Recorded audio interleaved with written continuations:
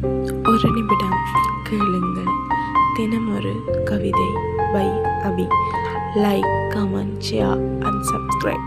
படித்ததில் பிடித்தது.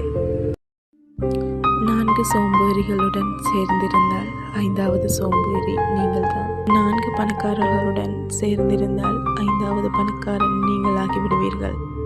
4 தோல்வியாளர்களுடன் சேர்ந்து நடந்தால் 5வது தோல்வி நீங்களாகிவிடுவீர்கள். 4 வெற்றியாளர்களுடன் சேர்ந்திருந்தால் 5வது வெற்றியாளர் நீங்களாகிவிடுவீர்கள். இவ்வளவு நேரம் இதை வாசித்திருந்தால் உன்னிடம் நான் ஒரு விஷயம் தனிப்பட்ட முறையில் சொல்லட்டுமா? இந்த உலகத்தில் ஒவ்வொருவருக்கும் வாழ்க்கையை மாற்ற வேண்டும் என்ற ஆசை இருக்கிறது.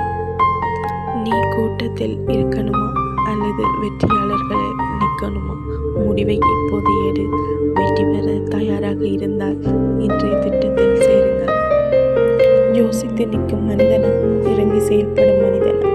நினைவில் வை, இறங்கி செயல்படும்.